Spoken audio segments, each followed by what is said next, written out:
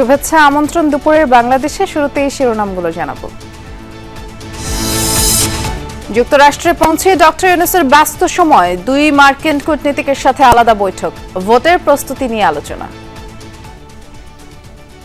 আমরা একটা free fair and peaceful election একটা হবে সেই বিষয়ে বলেছেন এবং ইউএস অফিসিয়ালদের তরফ থেকে বলা হয়েছে যে তারা সব ধরনের সাপোর্ট বাংলাদেশকে দেবে।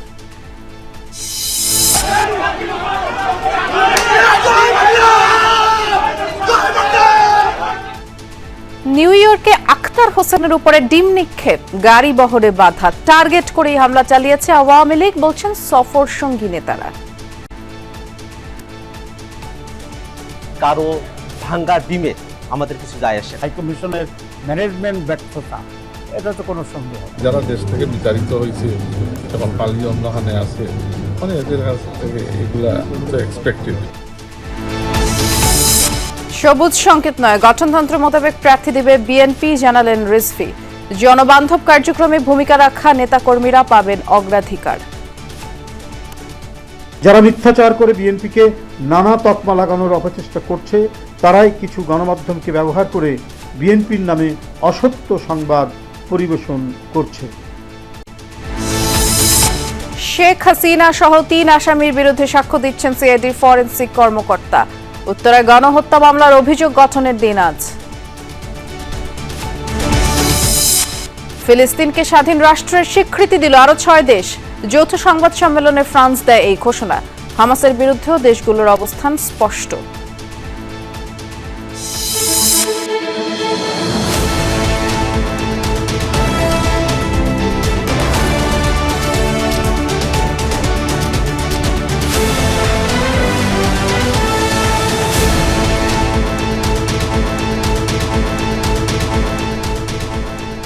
শিরোনামগুলো শুনছিলেন। এছাড়াও দেশ বিদেশে আরো খবর নিয়ে দুপুরের বাংলাদেশে নুসরাত বৃষ্টি আপনাদের সাথে আছি। ফেব্রুয়ারিতেই অবাধ, সুষ্ঠু ও শান্তিপূর্ণ নির্বাচনের জন্য দেশ প্রস্তুত, আবারও আশ্বস্ত করেছেন প্রধান উপদেষ্টা ডক্টর মোহাম্মদ ইউনূস। জাতিসংঘের সাধারণ পরিষদের অধিবেশনে যোগ দিতে গেছেন অন্তর্বর্তী সরকার প্রধান। প্রথম দিনই নিউ ইয়র্কে দক্ষিণ ও মধ্য এশিয়ার জন্য যুক্তরাষ্ট্রের বিশেষ দূত এবং ভারতের নিযুক্ত রাষ্ট্রদূত সের্জিও গোর সাথে সাক্ষাৎ করেন তিনি, আর সেখানেই এমন আশ্বাস দেন ডক্টর ইউনূস। এর আগে বিকেলে যুক্তরাষ্ট্র পৌঁছান তিনি। নিউ ইয়র্ক থেকে সহকর্মী আহমেদ রেজার রিপোর্ট। জাতিসংঘের সাধারণ পরিষদের ৮০তম অধিবেশনে যোগ দিতে ২২ সেপ্টেম্বর যুক্তরাষ্ট্রের স্থানীয় সময় ৩:৩০টায় নিউ ইয়র্ক পৌঁছান প্রধান উপদেষ্টা ডক্টর মোহাম্মদ ইউনূস। তাকে স্বাগত জানান বাংলাদেশের রাষ্ট্রদূত তারেক মোহাম্মদ আরিফুল ইসলাম ও জাতিসংঘে বাংলাদেশের স্থায়ী প্রতিনিধি সালাউদ্দিন নোমান। সরকারের ৬ উপদেষ্টা সহ ১০ দিনের সফরে নিউ ইয়র্কে এসে প্রথম দিনেই ৩টি কর্মসূচি সম্পন্ন করেন প্রধান উপদেষ্টা। এ সময় নিউ ইয়র্কে দক্ষিণ ও মধ্য এশিয়ার জন্য যুক্তরাষ্ট্রের বিশেষ দূত এবং ভারতের নিযুক্ত রাষ্ট্রদূত সের্জিও গোর সাক্ষাৎ করেন প্রধান উপদেষ্টার সাথে। সে সময় আবারও ফেব্রুয়ারিতেই অবাধ, সুষ্ঠু ও শান্তিপূর্ণ নির্বাচনের জন্য দেশ প্রস্তুত বলে আশ্বস্ত করেন অধ্যাপক ইউনূস। দেশ মোটামুটি প্রস্তুত এবং আমরা একটা free fair and peaceful election একটা হবে সেই বিষয়ে বলেছেন এবং ইউএস অফিসিয়ালদের তরফ থেকে বলা হয়েছে যে তারা সব ধরনের সাপোর্ট বাংলাদেশকে দেবে। ২৩ সেপ্টেম্বর থেকে সাধারণ পরিষদের অধিবেশনে বাংলাদেশের নেতৃত্ব দেবেন ডক্টর ইউনূস। সেদিন মার্কিন প্রেসিডেন্ট ডোনাল্ড ট্রাম্পের দেয়া নৈশভোজেও অংশ নেবেন তিনি। জাতিসংঘের যে সাধারণ অধিবেশন সেখানে আনুষ্ঠানিকভাবে উনি সংযুক্ত হবেন। কালকে থেকে জাতিসংঘের এই সাধারণ অধিবেশন সংক্রান্ত বাংলাদেশের দিককার যে সমস্ত কার্যক্রম সেগুলি শুরু হবে। নিউ ইয়র্ক সময় ২৬ সেপ্টেম্বর দুপুর ১:৩০টায় জাতিসংঘ সাধারণ পরিষদে বাংলায় বক্তৃতা করবেন অন্তর্বর্তী সরকার প্রধান। জাতিসংঘের ৮০তম সাধারণ অধিবেশনে যোগ দিতে যুক্তরাষ্ট্রের নিউ ইয়র্কে ইতিমধ্যে এসে পৌঁছেছেন প্রধান উপদেষ্টা ডক্টর মোহাম্মদ ইউনূস। ২৩ সেপ্টেম্বর থেকে জেনারেল ডিবেটে বাংলাদেশ বিষয়ক নানা কার্যক্রম উপস্থাপন করবেন, যেখানে বাংলাদেশের কৌশলগত সক্ষমতা বৃদ্ধি প্রধান লক্ষ্য বলে মনে করা হচ্ছে। Ahmed Reza, Jamuna News, New York, যুক্তরাষ্ট্র। বাংলাদেশ সহ অনেক দেশ গুরুতর চ্যালেঞ্জের মধ্যেও এলডিসি থেকে উত্তরণের প্রস্তুতি নিচ্ছে। বাংলাদেশের ক্ষেত্রে এর অর্থ ১৩ লাখেরও বেশি রোহিঙ্গা শরণার্থীকে আশ্রয় দেয়া, জলবায়ু ধাক্কা মোকাবেলা করা এবং বৈশ্বিক অর্থনৈতিক অস্থিরতার মধ্যে পথ চলা। জাতিসংঘ সদর দপ্তরে সোমবার অনুষ্ঠিত social business youth and technology বিষয়ক উচ্চ পর্যায়ের সাইড ইভেন্টে মূল বক্তব্য রাখেন প্রধান উপদেষ্টা ডক্টর মোহাম্মদ ইউনূস। বলেন, এই প্রেক্ষাপটে জাতিসংঘের বাজেট কমানো বা উন্নয়ন সহায়তা হ্রাস করা হবে উল্টো ফলদায়ক এবং আন্তর্জাতিক সহায়তা বৃদ্ধি, কারিগরি সহায়তা নিশ্চিতকরণ আর দুর্বল দেশগুলোর জন্য ন্যায়সঙ্গত উত্তরণের পথ তৈরি করাই এখন জরুরি। বলেন, একটি উন্নত বিশ্বের পথ অতীতের ব্যর্থতায় মাপা যাবে না, এটি গড়ে উঠবে আজকের সাহস, পদক্ষেপ, পরিবর্তনের প্রতি অবিচল প্রতিশ্রুতিতে। এছাড়া সোশ্যাল বিজনেস, নতুন বহুপাক্ষিক কূটনীতি, গভীর আন্তর্জাতিক সহযোগিতা এবং টেকসই উন্নয়নে সম্মিলিত প্রতিশ্রুতির প্রয়োজনীয়তার কথাও বলেন প্রধান উপদেষ্টা। নিউ ইয়র্কে বিমানবন্দরে এনসিপি নেতা আখতার হোসেনের উপর ডিম ছোড়া হয়েছে। চেষ্টা হয়েছে মির্জা ফখরুলদের গাড়িবহরে বাধা দেয়ার। এসব ঘটনাকে দূতাবাসের সমন্বয় এবং ব্যবস্থাপনার ব্যর্থতা হিসেবেই দেখছেন সফরে যাওয়া রাজনীতিকরা। এনসিপি, বিএনপি ও জামায়াত নেতারা বলছেন, টার্গেট করেই এই হামলা চালিয়েছে আওয়ামী লীগ। এ ঘটনায় জ্যাকসন হাইটস থেকে মিজান চৌধুরী নামের এক ব্যক্তিকেও আটক করেছে নিউ ইয়র্ক পুলিশ। এ ঘটনা তদন্ত করে ব্যবস্থা নেওয়ার আশ্বাস দিয়েছে অন্তর্বর্তী সরকার। সহকর্মী মাহফুজ মিশুর রিপোর্টে বিস্তারিত দেখব। স্থানীয় সময় সোমবার বিকেলে নিউ ইয়র্কের জন এফ কেনেডি বিমানবন্দরে ডিম ছোড়া হয় এনসিপির সদস্য সচিব আখতার হোসেনকে লক্ষ্য করে। বিএনপি মহাসচিব সহ একই সাথে বিমানবন্দর থেকে বের হচ্ছিলেন এনসিপির দুই নেতা। এনসিপি নেতারা গাড়িতে উঠলে তা আটকে বিক্ষোভ করে আওয়ামী লীগ কর্মীরা। আখতার হোসেনকে বহনকারী গাড়ির সামনে শুয়ে পড়লে পুলিশ এসে সরিয়ে দেয় তাদের। পরে হোটেলের বাইরে সমর্থকদের নিয়ে এ হামলার প্রতিবাদ জানায় এনসিপি। উল্টো পাশে আগে থেকেই অবস্থানরত আওয়ামী লীগ নেতাকর্মীরাও এ সময় পাল্টা স্লোগান দিতে থাকে। এ নিয়ে ম্যানহাটনের গ্র্যান্ড হায়াত হোটেল এলাকায় তৈরি হয় সাময়িক উত্তেজনা। বিক্ষোভের পর এনসিপি নেতারা বলেন, এ ধরনের হামলায় অবাক হননি তারা। আমরা সেই প্রজন্ম যারা হাসিনার গুলির সামনে দাঁড়াতে আমরা ভয় পাই নাই। অতএব কারো ভাঙ্গা ডিমে আমাদের কিছু যায় আসে না। তাদের নিজের চেহারা আরো স্পষ্ট করছেন দেশে এবং বিদেশের মাটিতে। এটা থেকে কোনো সাপোর্টের চেয়ে বরঞ্চ তাদের নিজেদের প্রতি ক্রিটিসিজমটাই বেশি আসে। হোটেলে জামায়াতের নায়েবে আমির সৈয়দ আব্দুল্লাহ মোহাম্মদ তাহেরের সাথে সাক্ষাৎ করতে আসেন দলের নেতাকর্মীরা। এ সময় দলগুলোর ঐক্যের উপর জোর দেন তিনি। বলেন, দূতাবাসের যোগাযোগ ও ব্যবস্থাপনার ভুলে এনসিপি নেতার উপর হামলার ঘটনা ঘটেছে। ওভারঅল পুরো ম্যানেজমেন্ট যেটা আমি দেখলাম, যে আজকে আমাদেরকে এক জায়গায় দিয়ে গাড়িতে উঠেছে আনার জন্য, আবার গাড়ি থেকে নামে নর্মাল প্রসেসে আসছে, এগুলো খুব বেশি কমিউনিকেশন গ্যাপ আছে বলে এটা আমার কাছে মনে হয়েছে। হাই কমিশনের ম্যানেজমেন্ট ব্যর্থতা, এটা তো কোনো সন্দেহ নেই। সফরে আসা বিএনপির ভারপ্রাপ্ত চেয়ারম্যানের পররাষ্ট্র বিষয়ক উপদেষ্টা হুমায়ুন কবিরের সাথে হোটেলে শুভেচ্ছা বিনিময় করতে আসেন যুক্তরাষ্ট্র বিএনপির নেতাকর্মীরা। সে সময় তিনিও আখতারের উপর হামলা নিয়ে কথা বলেন। এটা অবশ্যই এটা কোনোভাবে গ্রহণযোগ্য না, ওই ধরনের আচরণ। আওয়ামী লীগের যারা দেশ থেকে বিতাড়িত হয়েছে, এখন পালি অন্যখানে আছে, এদের কাছ থেকে এগুলা তো এক্সপেক্টেড। আখতারের উপর হামলার ঘটনা পররাষ্ট্র মন্ত্রণালয় তদন্ত করছে বলে জানান প্রেস সচিব। এটা একটা অনাকাঙ্ক্ষিত ঘটনা এবং সেটা নিয়ে আমাদের ফরেন মিনিস্ট্রি, আমাদের এখানে নিউ ইয়র্কের আমাদের যে কনসুলেট অফিস এবং আমাদের পার্মানেন্ট মিশন, এরা এটা দেখছে। আগামী 30 সেপ্টেম্বর পর্যন্ত নিউ ইয়র্কে অবস্থান করবেন প্রধান উপদেষ্টার সফর সঙ্গী হিসেবে আসা রাজনীতিকরা। প্রফেসর ইউনূসের জাতিসংঘ মিশনে রাজনৈতিক দলের নেতৃবৃন্দকে সম্পৃক্ত করে দারুণ প্রশংসা কুড়িয়েছিল অন্তর্বর্তী সরকার। কিন্তু সেই সফরের প্রথম দিনই বিমানবন্দরে নেতৃবৃন্দের অভ্যর্থনা এবং নিরাপত্তার বিষয়ে ঘাটতি ছিল, এমন অভিযোগ উঠেছে বিভিন্ন মহল থেকে। আর তাই আগামী দিনগুলোতে এই বিষয়ে অন্তর্বর্তী সরকারকে আরো আন্তরিক হওয়ার পরামর্শ দিচ্ছেন রাজনৈতিক নেতৃবৃন্দ। Mahfuz Mishu, Jamuna News, New York, যুক্তরাষ্ট্র। একীভূত হওয়ার প্রক্রিয়ায় তরুণদের দুটি রাজনৈতিক দল, জাতীয় নাগরিক পার্টি এনসিপি এবং গণ অধিকার পরিষদ। কিভাবে, কোন প্রক্রিয়ায় দল দুটি একীভূত হতে পারে তা নিয়ে এখন দফায় দফায় আলোচনা হচ্ছে নেতাদের মধ্যে। তারা বলছেন, মধ্যপন্থার রাজনীতি এবং তারুণ্য বিবেচনায় এই দল দুটি এক হতে পারে। নাম ও পদ পদবীর বিষয়গুলো চূড়ান্ত হলেই আসতে পারে চূড়ান্ত ঘোষণা। সহকর্মী লামিয়া তিথির রিপোর্ট। দুটি দলেরই প্রতিষ্ঠার প্রেক্ষাপট প্রায় এক। সরকারি চাকরিতে কোটা বিরোধী আন্দোলন।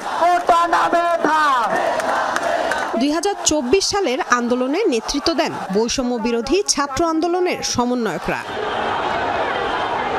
আন্দোলনে বিজয় এবং আওয়ামী লীগের পতনের কয়েক মাস। গত ফেব্রুয়ারিতে আত্মপ্রকাশ করে জাতীয় নাগরিক পার্টি এনসিপি। প্রচলিত বাম বা ডানপন্থার বদলে মধ্যপন্থী রাজনৈতিক দর্শনের ঘোষণা দেয় তারা, যার মূলনীতি সাম্য, ন্যায় বিচার ও সুশাসন। লক্ষ লক্ষ শিক্ষার্থী রাজপথে আন্দোলন করছে। গণ অধিকারের শুরুটা তার আগের পর্বে। 2018 সালে কোটা আন্দোলন ঘিরে গঠিত হয় বাংলাদেশ সাধারণ ছাত্র অধিকার সংরক্ষণ পরিষদ। ওই আন্দোলনের নেতারা 3 বছর পর গঠন করেন গণ অধিকার পরিষদ। আমাদের গণ পদযাত্রা শুরু হবে। দুটি দলের এখনকার শীর্ষ নেতারা একসময় হেঁটেছেন এক পথে। নাহিদ ইসলাম এবং নুরুল হক নূরের নেতৃত্বাধীন দল দুটি আবারও চেষ্টা করছে এক হওয়ার। এ নিয়ে কয়েক দফা আলোচনাও করেছেন নেতারা। সংসদ নির্বাচন ঘিরে কতটা এগিয়েছে আলোচনা? সার্জিস আলম এবং রাশেদ খান দুজনের কণ্ঠেই শোনা গেল ঐক্যের আভাস। মূলত একসাথে পথ চলার ব্যাপারে আলোচনা হয়েছে এবং এইটা কিভাবে আসলে সামনের দিকে এগিয়ে নিয়ে যাওয়া যায় সেক্ষেত্রে আমাদের উভয় পার্টির মধ্যে আসলে আন্তরিকতা আছে, কিন্তু আমরা এখনই যে আসলে বিলীন হয়ে একটা নতুন দল গঠন করছি এ ধরনের কোনো আনুষ্ঠানিক আলোচনা হয়নি। এখনো আলোচনা চলছে এনসিপির সাথে গণ অধিকার পরিষদের, এবং আমরা এখন পর্যন্ত আলোচনা পজিটিভ দিকে এগুচ্ছে। তারুণ্য নির্ভর দল হলেও ডাকসু এবং জাকসু নির্বাচনে ভালো ফল করেনি এনসিপি বা গণ অধিকারের অনুসারীরা, যেটিকে নিজেদের মধ্যে ভাগাভাগি মনে করেছেন অনেকে। তাই সামনে আসছে ঐক্য বা একীভূতের প্রসঙ্গ। আমরা মনে করি যে এটা একটা আগামীর বাংলাদেশের রাজনীতিতে যারা অতি উৎসাহী এবং পুরাতন কালচারগুলোকে আষ্টেপৃষ্ঠে জড়িয়ে ধরে রাজনীতি করতে চায় তাদের জন্য একটা বার্তা। অবশ্যই এটার ইম্প্যাক্ট জাতীয় নির্বাচনে আছে, কিন্তু এটার মতোই হবে নট নেসেসারিলি। যারা ওই অভ্যুত্থানের নেতৃত্ব দিয়েছে তাদের নেতৃত্বে রাজনৈতিক দল গঠিত হয়েছে। তো অবশ্যই নাম জাতীয় নাগরিক পার্টি এনসিপি থাকবে। আমরা মনে করি অন্যান্য আরও গুরুত্বপূর্ণ বিষয়গুলোতে বিভিন্ন রাজনৈতিক দল এখানে একীভূত হয়, তাদেরকে কিভাবে সম্মান তাদের প্রতি প্রদর্শন করা যায়, তাদের নেতাকর্মীদের প্রতি, ওই বিষয়ে আমাদের সর্বোচ্চ সচেষ্ট থাকবো আমরা। ইউনিটি প্রসেসটা চমৎকারভাবে যদি এনসিপি করতে পারে সেক্ষেত্রেই শুধুমাত্র একটা বড় পার্টি গঠন হওয়ার সম্ভাবনা রয়েছে। দুটি দল একীভূত হলে পুনঃবণ্টন হবে পদ পদবি। সেক্ষেত্রে দুপক্ষেরই ছাড় দেওয়ার মানসিকতা দেখাবে বলে আশাবাদী রাশেদ খান ও সার্জিস আলম। যখন দুইটি রাজনৈতিক দল একটি রাজনৈতিক দলের জায়গায় আরেকটি রাজনৈতিক দল এসে একীভূত হবে, খুব স্বাভাবিকভাবেই তাদেরকে ততটুকু রেসপেক্ট আমাদের শো করতে হবে। পদ তো সীমাবদ্ধ থাকে, সো এখানে একটা ছাড় দেওয়ার মানসিকতা থাকতে হবে এবং আমাদের সেটি আমরা মনে করি আছে। দুইটা পার্টিকে একটা পার্টিতে রূপান্তরিত হতে হয়, সেক্ষেত্রে উভয় পার্টির মধ্যে ছাড় দেওয়ার মানসিকতা দরকার। নেতৃত্বের জায়গায় এক ধরনের অ্যাকোমোডেশন দরকার, কাকে কোথায় রাখা হবে। এখন আপনি যদি একদমই ছাড় না দেন, আপনি যদি বাকিদেরকে কোঅ্যাপ না করতে চান, তাহলে তো আসলে ওয়ান পার্টি হওয়া যায় না। রাজনীতির মাঠে তারুণ্যের শক্তি এক হলে তৈরি হবে শক্তিশালী প্ল্যাটফর্ম। এমন ভাবনা থেকেই এগিয়ে যাচ্ছে এনসিপি ও গণ অধিকার। লামিয়া তিথি, যমুনা নিউজ, ঢাকা। আগামী জাতীয় নির্বাচনে বিএনপির পক্ষ থেকে কোনো প্রার্থীকে সবুজ সংকেত বা মনোনয়ন দেওয়া হয়নি। মনোনয়ন দেওয়া হবে গঠনতন্ত্র মোতাবেক, এমনটা জানিয়েছেন বিএনপির সিনিয়র যুগ্ম মহাসচিব রুহুল কবির রিজভী। সকালে দলের নয়াপল্টন কার্যালয়ে সংবাদ সম্মেলনে তিনি বলেছেন, বিভিন্ন গণমাধ্যম বিভ্রান্তিকর তথ্য ছড়াচ্ছে। বিএনপি সবুজ সংকেত নয়, বরং দলীয় গঠনতন্ত্র নীতিমালা অনুসরণ করেই মনোনয়ন দিয়ে থাকে। জাতীয় নির্বাচনে মনোনয়ন প্রত্যাশীদের জনবান্ধব হওয়ার আহ্বান জানিয়েছেন তারেক রহমান। দলীয় জনবান্ধব কার্যক্রমে যারা এগিয়ে থাকবেন তারাই মনোনয়নের জন্য বিবেচিত হবেন, এমনটিও বলেন রিজভী। তিনি অভিযোগ করেন, সরকার যতই নির্বাচনের দিকে এগিয়ে যাচ্ছে ততই একটি মহলের ষড়যন্ত্র বাড়ছে। তারা পতিত ফ্যাসিবাদের সহায়তায় রাজনৈতিক ফায়দা হাসিলের চেষ্টা করছে।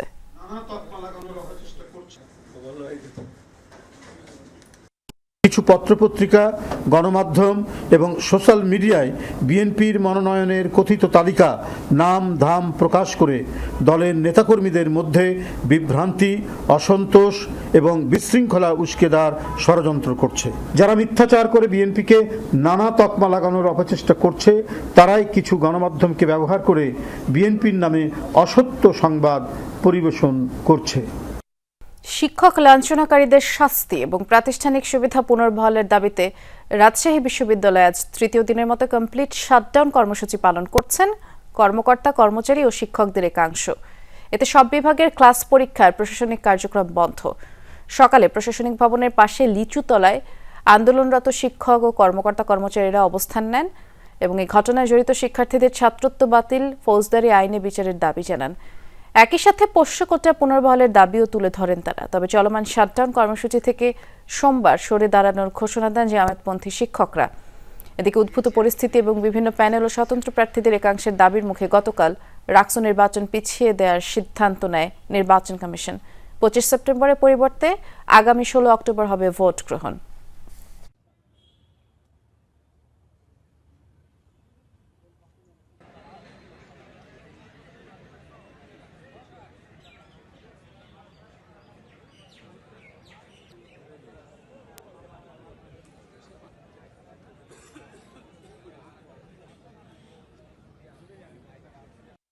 তারিখে অনাকাঙ্ক্ষিত ঘটনা, সন্ত্রাসী কর্মকাণ্ডের পরিপ্রেক্ষিতে এইসব কর্মকাণ্ডে যারা জড়িত তাদের বিচারের আওতায় আনার জন্যই আমাদের এই কর্মসূচি। রাজশাহী বিশ্ববিদ্যালয়ে আমাদের সহকর্মী হাসান মিসবা আছেন, আমরা একটু দেখে আসতে চাই কি আপডেট আছে তার কাছে। মিসবা, এই মুহূর্তে ক্যাম্পাসে কি কর্মসূচি চলছে একটু জানাবেন। কমপ্লিট শাটডাউন আর নির্বাচন পেছানোর ব্যাপারে সাধারণ শিক্ষার্থীরা কি বলছেন তাও জানতে চাই।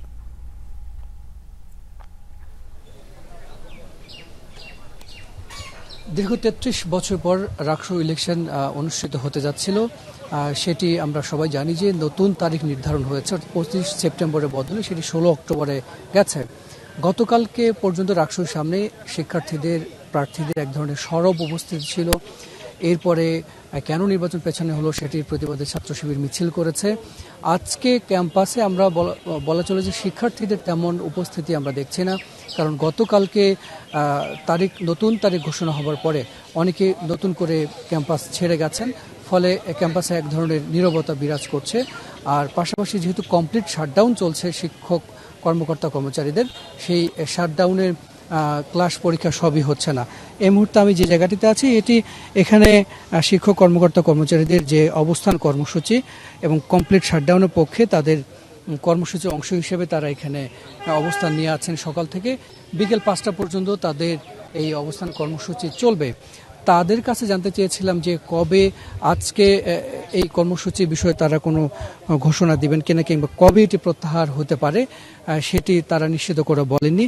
তারা বলছেন যে তাদের যে প্রাতিষ্ঠানিক সুবিধা আদায়ের যে দাবিগুলো, অর্থাৎ তাদের নিরাপত্তার বিষয়টি নিশ্চিত করতে হবে, চিকিৎসা, তার প্রাথমিক চিকিৎসা পান রাজশাহী বিশ্ববিদ্যালয় মেডিকেল সেন্টারে, সেখানে আরও ভালো চিকিৎসার ব্যবস্থা করতে হবে। এবং তারা বলছেন যে পোষ্য কোটা নয়, বরং যোগ্যতার ভিত্তিতে তাদের সন্তানরা যাতে এই বিশ্ববিদ্যালয়ে ভর্তির সুযোগ পায় সেই দাবিটি তারা করে আসছেন। তবে এখন দেখার বিষয় যে এই কর্মসূচি তারা কবে প্রত্যাহার করেন এবং এই অচলাবস্থার কবে অবসান হয়। শুনছিলাম আমরা। ধন্যবাদ মিসবা। চট্টগ্রাম বিশ্ববিদ্যালয় কেন্দ্রীয় ছাত্র সংসদ চাকসু নির্বাচনে মনোনয়নপত্র প্রত্যাহারের শেষ দিন আজ। সকাল থেকে এখন পর্যন্ত কেন্দ্রীয় ছাত্র সংসদে 3 জন, হল সংসদে 1 জন প্রার্থী প্রত্যাহারের আবেদন করেছেন। বিকেল 3:30টা পর্যন্ত মনোনয়নপত্র প্রত্যাহারের সুযোগ পাবেন প্রার্থীরা। এছাড়াও এর আগে সোমবার 19 জনের প্রাথমিক প্রার্থিতা স্থগিত করে কমিশনের নিজস্ব ওয়েবসাইটে প্রার্থীদের প্রাথমিক তালিকা প্রকাশ করে নির্বাচন কমিশন। তবে শিক্ষার্থীদের আবেদনের প্রেক্ষিতে আপত্তি নিষ্পত্তির পর প্রার্থিতা ফিরে পাওয়ার কিংবা আরও প্রার্থিতা বাতিল হওয়ারও সম্ভাবনা রয়েছে। চাকসু কেন্দ্র ও হল সংশোধনে নির্বাচনের জন্য মনোনয়ন জমা দেন 931 জন। এর মধ্যে ভিপি পদে 25, জিএস ও এইচএস পদে 22টি করে মনোনয়নপত্র জমা পড়ে। ছাত্রদল শিবির সহ অন্তত 13টি প্যানেল ঘোষণা করা হয়েছে। আর 12 অক্টোবর চাকসুর ভোট গ্রহণ। জুলাই অভ্যুত্থানের মানবতাবিরোধী চট্টগ্রাম বিশ্ববিদ্যালয় কেন্দ্রীয় ছাত্র সংসদ চাকসু নির্বাচনে মনোনয়নপত্র প্রত্যাহারের শেষ দিন আজ। সকাল থেকে এখন পর্যন্ত কেন্দ্রীয় ছাত্র সংসদে 3 জন, হল সংসদে 1 জন প্রার্থী প্রত্যাহারের আবেদন করেছেন। বিকেল 3:30টা পর্যন্ত মনোনয়নপত্র প্রত্যাহারের সুযোগ পাবেন প্রার্থীরা। এছাড়াও এর আগে সোমবার 19 জনের প্রাথমিক প্রার্থিতা স্থগিত করে কমিশনের নিজস্ব ওয়েবসাইটে প্রার্থীদের প্রাথমিক তালিকা প্রকাশ করে নির্বাচন কমিশন। তবে শিক্ষার্থীদের আবেদনের প্রেক্ষিতে আপত্তি নিষ্পত্তির পর প্রার্থিতা ফিরে পাওয়ার কিংবা আরও প্রার্থিতা বাতিল হওয়ারও সম্ভাবনা রয়েছে। চাকসু কেন্দ্র ও হল সংশোধনের নির্বাচনের জন্য মনোনয়ন জমা দেন 931 জন। এর মধ্যে ভিপি পদে 25, জিএস ও এইচএস পদে 22টি করে মনোনয়নপত্র জমা পড়ে। ছাত্রদল শিবির সহ অন্তত 13টি প্যানেল ঘোষণা করা হয়েছে। আর 12 অক্টোবর চাকসুর ভোট গ্রহণ। সার্ভিস কর্মীদের সর্বোচ্চ চিকিৎসা দেওয়া হচ্ছে। তাদের চিকিৎসায় আরও কোনো সহযোগিতা লাগলে সরকার তা দিবে। মঙ্গলবার সকালে টঙ্গী কেমিক্যাল গোডাউনে দগ্ধ এবং আহতদের দেখতে জাতীয় বার্ন ইনস্টিটিউট পরিদর্শনে যান স্বরাষ্ট্র উপদেষ্টা। সেখানে তিনি এই আশ্বাস দেন, আহতদের চিকিৎসায় কোনো অবহেলা হবে না বলেও জানান তিনি। সোমবার দুপুর 3টা নাগাদ টঙ্গীর কেমিক্যালের গোডাউনে আগুন লাগে আর সেখানে ফায়ার সার্ভিসের 4 জন গুরুতর আহত হয়, যাদের মধ্যে 2 জনের অবস্থা আশঙ্কাজনক। চিকিৎসক জানান 40 ভাগের উপরে পুড়ে যাওয়াই শঙ্কাজনক। আহতদের সেবা দেওয়ার সর্বোচ্চ চেষ্টার কথা জানান চিকিৎসক। দগ্ধদের জন্য সবাইকে দোয়া করার আহ্বান জানান স্বরাষ্ট্র উপদেষ্টা। দুর্ঘটনা হয়েছিল এই জন্য কিন্তু এই কেমিক্যাল গোডাউনগুলো কিন্তু যত ধরনের সাপোর্ট এবং সহযোগিতা এই হসপিটালকে দেওয়া দরকার হবে আমাদের তরফ থেকে এটা দেওয়া হবে, ফায়ার ব্রিগেড এবং আমাদের স্বরাষ্ট্র মন্ত্রণালয় থেকে আমার সরকারের তরফ থেকে। আসার সাথে সাথে 3 জন পেশেন্টকে আমরা এইচডিউতে ট্রান্সফার করি আর একজনকে আমরা অবজারভেশনে রাখি। এইচডিউতে নিয়ারলি 100% যে বার্ন দুটা তাদেরকে আমরা রিসাসিটেশনের প্রক্রিয়া আছে। আজ থেকে পাইপলাইনের মাধ্যমে চট্টগ্রাম বিমানবন্দরে যাবে জেট ফুয়েল। সকালে পতেঙ্গায় পদ্মা অয়েল কোম্পানি লিমিটেডের প্রধান স্থাপনায় নতুন পাইপলাইন উদ্বোধন করেন খনিজ সম্পদ মন্ত্রণালয়ের সচিব সাইফুল ইসলাম। এর মাধ্যমে চট্টগ্রামের পতেঙ্গা ডিপো থেকে সরাসরি শাহ আমানত আন্তর্জাতিক বিমানবন্দরে জেট ফুয়েল সরবরাহ করা হবে। এই প্রতিষ্ঠানটির কর্মকর্তারা জানান, দেশের কোনো বিমানবন্দরে এ ধরনের সুবিধা এই প্রথম। আগে বিমানবন্দরে ট্রাকের মাধ্যমে তেল পৌঁছাতে প্রায় 24 ঘন্টা সময় লাগত। নতুন এই পদ্ধতিতে মাত্র 90 মিনিটে জ্বালানি সরবরাহ সম্ভব। তাছাড়া এই কাজে 10 থেকে 15 জন মানুষ প্রয়োজন হতো। এখন একজন অপারেটরই কম্পিউটারের মাধ্যমে পাম্প পরিচালনা করতে পারবেন। এতে করে বছরে অন্তত 2.5 কোটি টাকা সাশ্রয় হবে। পাইপলাইন স্থাপনে ব্যয় হয়েছে 160 কোটি টাকা। আর দেশের দ্বিতীয় বৃহত্তম এই বিমানবন্দরে দৈনিক গড়ে 2 থেকে 2.5 লাখ লিটার জেট ফুয়েল প্রয়োজন হয়। হজ মৌসুমে চাহিদা বেড়ে দাঁড়ায় প্রায় 3 লাখ লিটারে। শারদীয় দুর্গাপুজো উপলক্ষে চট্টগ্রামে পুজো মণ্ডপ পরিদর্শন করেছেন ধর্ম উপদেষ্টা আফম খালিদ। সকালে গোলপাহাড় কালীবাড়ি মন্দির পরিদর্শন শেষে সাংবাদিকদের সাথে এই উপদেষ্টা মতবিনিময় করেন। বলেন, আসন্ন দুর্গাপূজা নির্বিঘ্নে সম্পন্ন করতে সরকার সর্বোচ্চ চেষ্টা করে যাচ্ছে। প্রতি বছর পূজার সময় কিছু অনাকাঙ্ক্ষিত এবং বিচ্ছিন্ন ঘটনা ঘটে, কেউ যাতে কোনো ধরনের অঘটন না ঘটাতে পারে সেই ব্যাপারে সবাইকে সতর্ক থাকতে হবে। বিভিন্ন মন্দির ও পূজা উদযাপন পরিষদের মাঝে 5 কোটি টাকা অনুদান দেওয়ার কথাও জানান তিনি।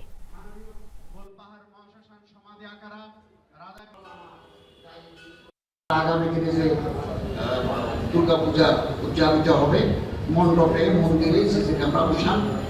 রাতের বেলাটা অনেক সময় আমরা রাতের বেলা অন্ধকারের ভিতরে ডিল মারে অপবিত্র করতে চাই। আমাদের ল এনফোর্সিং এজেন্সি সক্রিয় রয়েছে। সেনাবাহিনী ও আনসার ব্যাটালিয়নে চাকরি দেওয়ার নামে প্রতারণায় জড়িত চক্রের মূল হোতা সহ 6 সদস্যকে গ্রেফতার করেছে র্যাব 4। সকালে রাজধানীর মিরপুরে র্যাব 4-এর কার্যালয়ে বিষয়ে বিস্তারিত জানান বাহিনীর কোম্পানি কমান্ডার। বলেন, চক্রটির মূল হোতা সোহেল নিজেকে মেজর পরিচয় দিয়ে চাকরির প্রলোভন দেখিয়ে গ্রামের সহজ সরল লোকদের ফাঁদে ফেলে ভুয়া নিয়োগপত্র দিত আর হাতিয়ে নিত লাখ লাখ টাকা। 2016 সাল থেকে চক্রটি এমন প্রতারণা করে আসছিল। তারা দেশের বিভিন্ন এলাকায় লোকাল এজেন্টও নিয়োগ দেয়। এজেন্টরা বিভিন্ন বাহিনীর মাঠ পরীক্ষায় বাদ পড়াদের টার্গেট করে এমন প্রতারণা করছিল বলেও জানায় র্যাব।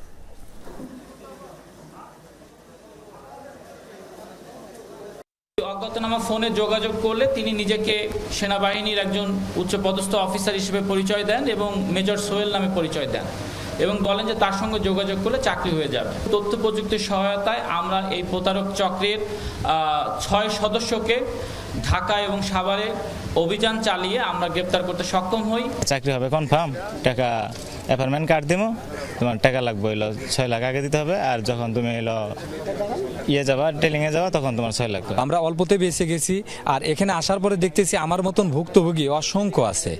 জাতীয় সংসদ নির্বাচনের জন্য 40,000 বডি ক্যামেরা কেনার জন্য প্রায় 400 কোটি টাকা অনুমোদন দিয়েছে ক্রয় সংক্রান্ত কমিটি।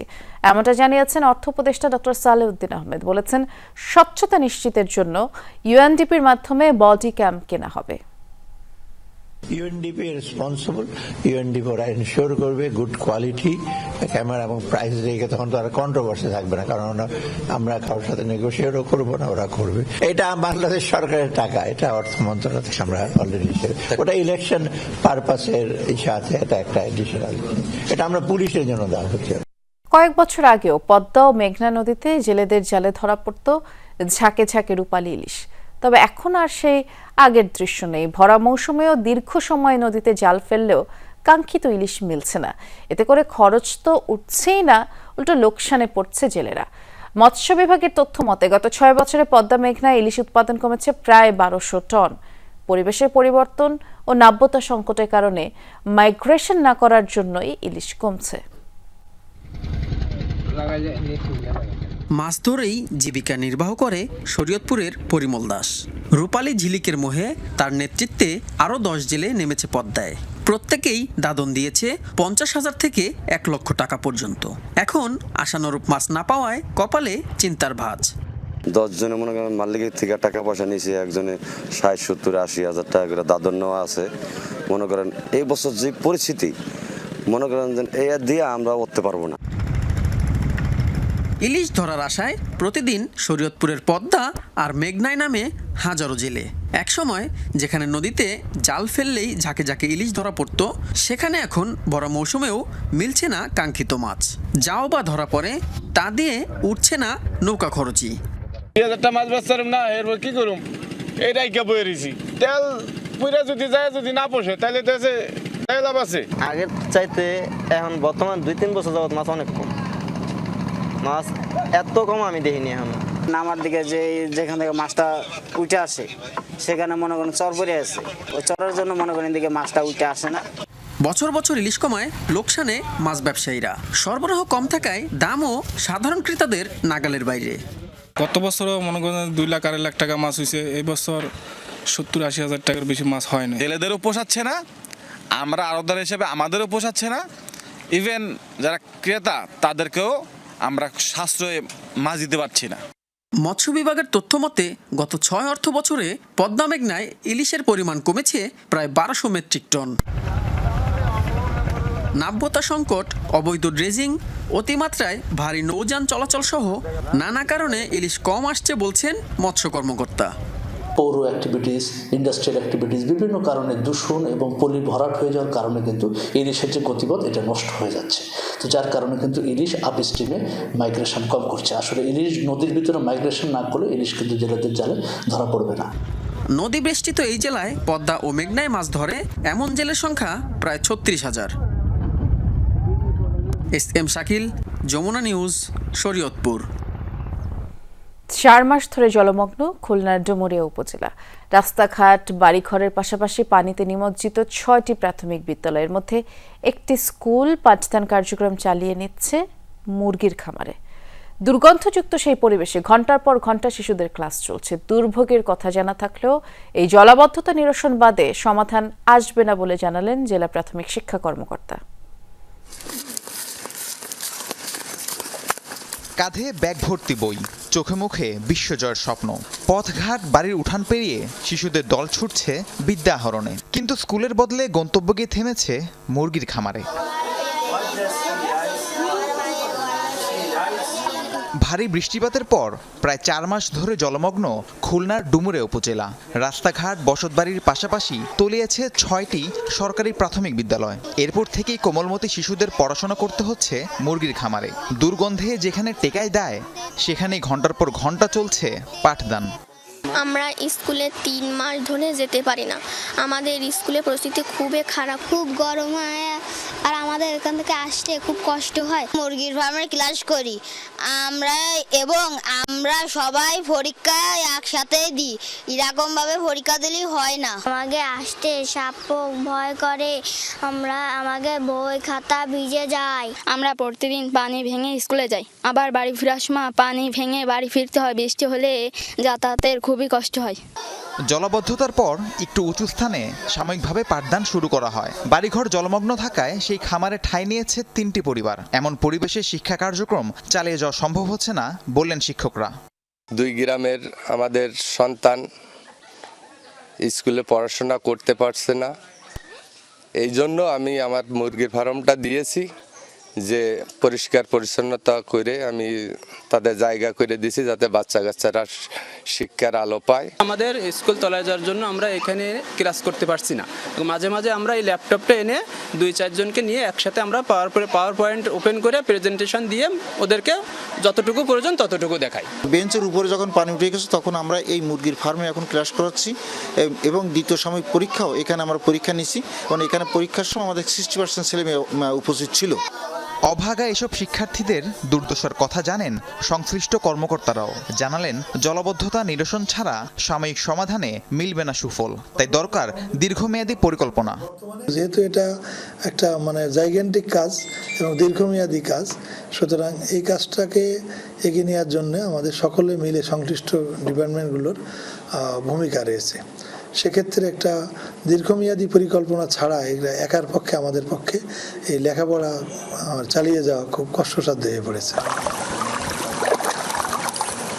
বিদ্যালয়ের পাশাপাশি রাস্তাঘাটও পানিতে নিমজ্জিত থাকায় ঝুঁকি নিয়ে স্কুলে যাতায়াত করতে হয় উপজেলার অন্তত 20 বিদ্যালয়ের শিক্ষার্থীদের।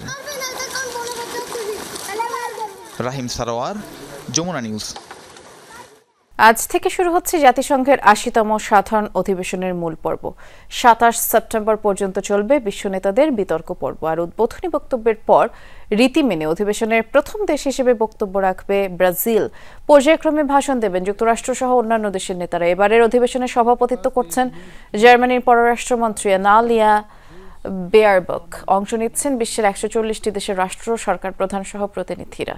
আর ফিলিস্তিনকে রাষ্ট্র হিসেবে স্বীকৃতি দেয় এবারের অধিবেশনের সবচেয়ে আলোচিত বিষয়। এছাড়াও গুরুত্বপূর্ণ এজেন্ডা রাশিয়া ইউক্রেন যুদ্ধ। মূল পর্বে প্রাধান্য পাবে টেকসই উন্নয়ন, জ্বালানি সংকট, জলবায়ু পরিবর্তনের মতো বিষয়গুলো। আগামী 30 সেপ্টেম্বর এই অধিবেশনের পর্দা নামবে।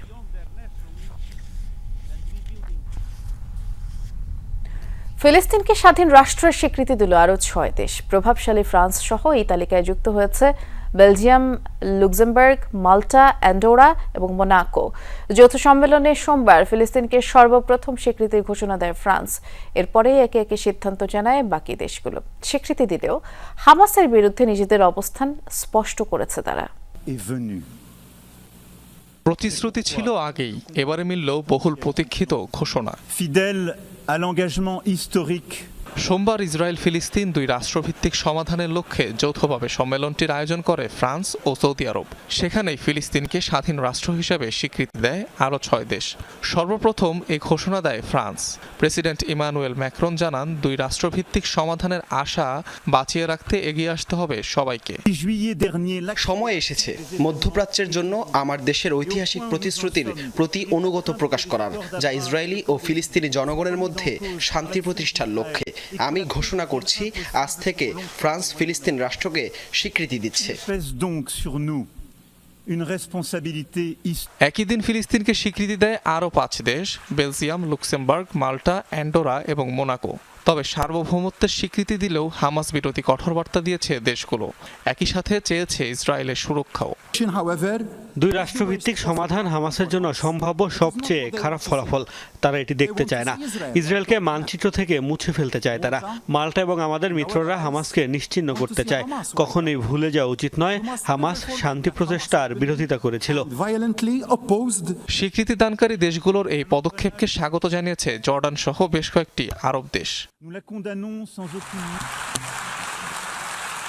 রোববার ফিলিস্তিনকে স্বাধীন রাষ্ট্র হিসাবে একযোগে স্বীকৃতি দেয় 3 প্রভাবশালী দেশ, যুক্তরাজ্য, কানাডা ও অস্ট্রেলিয়া। পরে সে তালিকায় নাম লেখায় পর্তুগাল। এ নিয়ে ফিলিস্তিনকে স্বীকৃতি দেয়া দেশের সংখ্যা দাঁড়ালো 157-তে। পুরো বিশ্বের ৮০%-এরও বেশি দেশ রাষ্ট্র হিসেবে স্বীকৃতি দিলেও এখনও জাতিসংঘের পূর্ণাঙ্গ সদস্যপদ পায়নি ফিলিস্তিন। অনিক রহমান, যমুনা নিউজ। ফিলিপাইনের পর হংকংয়ের দিকে ধেয়ে যাচ্ছে সুপার টাইফুন রগাসা। সোমবার দেশটির উত্তরাঞ্চলে তাণ্ডব চালায় বছরের সবচেয়ে শক্তিশালী টাইফুন। এ সময় বাতাসের সর্বোচ্চ গতিবেগ ছিল ২৬৭ কিলোমিটার। আঘাত হানার আগেই নিরাপদ আশ্রয়ে সরানো হয় অঞ্চলটির হাজার হাজার বাসিন্দাকে। মঙ্গলবার হংকংয়ে আঘাত হানার কথা রয়েছে টাইফুনটির, এবং এরই মধ্যে স্বায়ত্তশাসিত অঞ্চলটির সব শিক্ষা প্রতিষ্ঠান সহ অনেক অফিস, আদালত, ব্যবসা প্রতিষ্ঠান বন্ধ রাখার ঘোষণাও দিয়েছে সরকার। বিমানবন্দরগুলোয় বৃহস্পতিবার পর্যন্ত সব ফ্লাইট বাতিল করা হয়েছে। হংকংয়ের পর টাইফুনটি আঘাত হানবে চীনের মূল ভূখণ্ড সহ ম্যাকাও ও তাইওয়ানে। এরই মধ্যে সতর্কতা জারি করা হয়েছে, নিরাপদে সরিয়ে নেওয়া হয়েছে লাখ লাখ বাসিন্দাকে। প্রত্যাশিতভাবে বার্সেলোনা তারকা লামিন ইয়ামালকে পেছনে ফেলে বর্ষসেরা ফুটবলারের পুরস্কার ব্যালন ডিওর জিতলেন পিএসজি ফরওয়ার্ড ওসমান ডেম্বেলে। গত মৌসুমে পিএসজিকে ট্রেবল জেতানোয় দুর্দান্ত পারফর্ম করার পুরস্কার হিসেবে ক্যারিয়ারে প্রথমবার এই পুরস্কার জিতলেন ডেম্বেলে।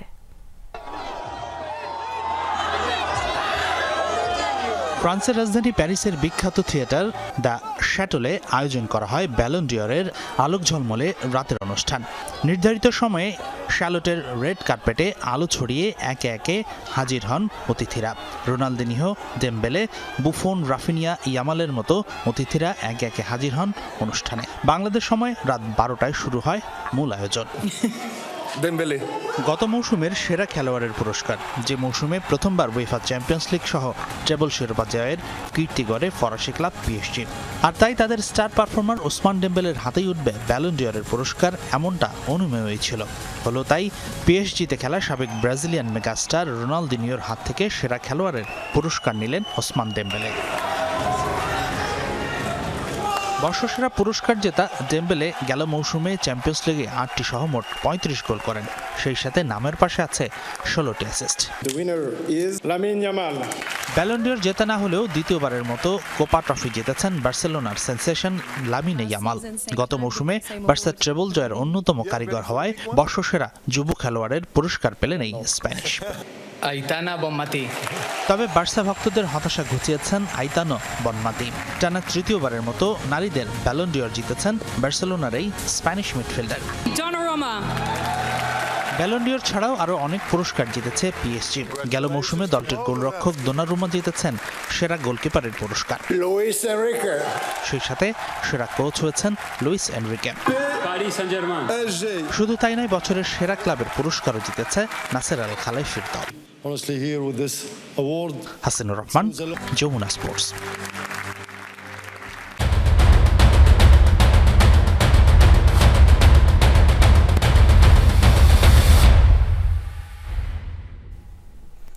এশিয়া কাপে আসরে টিকে থাকার লড়াইয়ে সুপার 4-এর ম্যাচে আজ মুখোমুখি হবে শ্রীলঙ্কা ও পাকিস্তান। আবুধাবিতে ম্যাচ শুরু হবে বাংলাদেশ সময় রাত 8:30টায়। আসরে পরাজয় দিয়ে সুপার 4 মিশন শুরু করেছে দুই দল। গ্রুপ পর্বে টানা 3 জয়ে সুপার 4-এ পা রাখে শ্রীলঙ্কা। তবে প্রথম ম্যাচে বাংলাদেশের কাছে 4 উইকেটে হেরে যায় লঙ্কানরা। গ্রুপ পর্বে ভারতের কাছে হারলেও আরব আমিরাত ও ওমানের বিপক্ষে জয় দিয়ে সুপার 4-এ যায় পাকিস্তান। তবে প্রথম ম্যাচে চিরপ্রতিদ্বন্দ্বী ভারতের কাছে 6 উইকেটে হারে সালমান আখার দল। এবার জয় ছাড়া বিকল্প নেই দু দলের সামনে। অবশ্য সাম্প্রতিক পারফরম্যান্সে পাকিস্তানের তুলনায় এগিয়ে শ্রীলঙ্কা। টি-20-তে দু দলের মুখোমুখি 5 লড়াইয়ের সবকটিতেই জিতেছে লঙ্কানরা। ভারত ম্যাচের আগে দুবাইয়ে কঠোর অনুশীলনে টাইগাররা। লিটন দাসের ক্র্যাম্প কিছুটা ভয় ধরালেও ইনজুরি গুরুতর নয়। প্রত্যাশাটা জয়েরই থাকছে বললেন শেখ মেহেদী। মোস্তাফিজের উপরে বাড়তি ভরসা রাখছে দল। সুযোগ পেলে নিজের সেরাটা দিতে চান এই অলরাউন্ডার।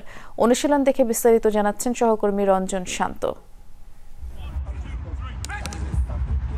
ভারতের বিপক্ষে মাঠে নামার আগে শেষবারের মতো বাংলাদেশ দলের অনুশীলন। শুরুতেই ফিল্ডিংয়ের ক্ষিপ্রতা দেখালেন টাইগাররা। আগের 4 ম্যাচে 17 ক্যাচের 7টাই হয়েছে হাতছাড়া। এবারের প্রতিপক্ষ আরও শক্তিশালী, তাই ঢাকতে হবে সব দুর্বলতা। সিরিয়াস ব্যাটিং অনুশীলনে লিটন দাসের ক্র্যাম্প কিছুটা ভয় ধরালেও সময় আছে হাতে একদিন। তেমন গুরুতর ইনজুরি নয় লিটনের, সেটাই কিছুটা স্বস্তি দিচ্ছে টাইগারদের। আর প্রত্যাশাটা জয়েরই থাকছে ভারত ম্যাচে, বললেন শেখ মেহেদী।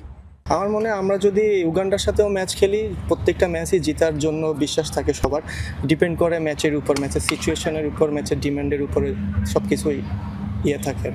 ভারত ম্যাচে সব ডিপার্টমেন্টেই ভালো করতে হবে বাংলাদেশকে, তবে মোস্তাফিজের মতো অভিজ্ঞ বোলারদের কাঁধে থাকছে বড় দায়িত্ব। শেখ মেহেদী বললেন ফিজের উপর বাড়তি ভরসা নিয়ে। মুস্তাফিজ যখন মাঠের ভিতর ঢোকে তখন টোটালি পুরো ডিফারেন্ট। মুস্তাফিজের যে এক্সপিরিয়েন্স সেটা তো আপনারা দেখতেছেন, মুস্তাফিজ যেভাবে ডেলিভার করতেছে, জাস্ট আনবিলিভেবল। আমার মনে হয় সাকিব ভাই কেন আরও ওয়ার্ল্ডের অনেক বড় বলারকে সে ছাড়িয়ে যাবে। সুযোগ পেলেই ব্যাটে বলে নিজের সেরাটাই দিতে হবে। বেশ ভালো করেই জানেন মেহেদী, নিজের পারফরমেন্সের ধার আরও বাড়ানোর প্রত্যাশা এই টাইগার অলরাউন্ডারের। কে রেড করলো, কে হাইপে তুললো বা কে আমাকে নিচে দেখতেছে, এটা নিয়ে আমি মেটার করি না। আমি হয়তো বাংলাদেশ টিমে খেলতেছি, হয়তো সবসময় খেলবো, যখন খেলবো হয়তো বা দেখা যাচ্ছে সারা বছরও পারফর্ম করবো না, বাট সুযোগ সবসময় হয় না, চেষ্টা করি যাতে সবসময় পারফর্ম করা। সব মিলিয়ে 3 ঘন্টার অনুশীলন সেশনে বিরামহীনভাবেই নিজেদের ঝালিয়ে নিয়েছেন টাইগাররা। ভারত পথে সফল হলে প্রত্যাশাটা আকাশ ছোঁয়ার। দুবাইয়ে পাকিস্তানের বিপক্ষে এমনই বড় বড় ছক্কা হাঁকিয়েছেন অভিষেক শর্মারা, আর সেখান থেকে ইন্সপায়ার্ড হয়ে সেই ভারতের বিপক্ষে বাংলাদেশ দলও খেলতে চায় বড় শট, ঝরাতে চায় ছক্কার বৃষ্টি। সেই অনুশীলনী নেটে করছেন সাইফ, জাকের, তানজিদ তামিমরা। লক্ষ্যটা অনেক বড়, হারানো ছাড়া ভারতকে আর কোনো উপায় ভাবছে না টিম টাইগার্স। রঞ্জন শান্ত, যমুনা স্পোর্টস, দুবাই, সংযুক্ত আরব আমিরাত। বর্ষসেরা ক্লাব হওয়ার রাতে পরাজয়ের তিক্ত স্বাদ গ্রহণ করল পিএসজি। সোমবার লিগ 1 ম্যাচে মার্সেইয়ের কাছে 1-0 গোলে হারে লুইস এনরিকের শিষ্যরা। গত মৌসুমের ট্রেবল জয়ের সুবাদে বর্ষসেরা ক্লাবের পুরস্কার জিতেছে ফরাসি ক্লাব পিএসজি। সোমবার ব্যালন ডি'র অনুষ্ঠানে বর্ষসেরা ক্লাবের পুরস্কার দেওয়া হয় তাদের। ওই রাতেই মার্সেইয়ের কাছে হারে এনরিকের শিষ্যরা। ম্যাচের 5ম মিনিটে গোল করে দলকে লিড এনে দেন মার্সেইয়ের ডিফেন্ডার নায়েফ আরগাড। এরপর টানা আক্রমণ করতে থাকে পিএসজি। এই ছিল দুপুরে বাংলাদেশের প্রথম ঘন্টার আয়োজনের। পরের ঘন্টার আয়োজন নিয়ে ফিরবেন সহকর্মী সাইফুদ্দিন রবিন। দেখার আমন্ত্রণ রইল।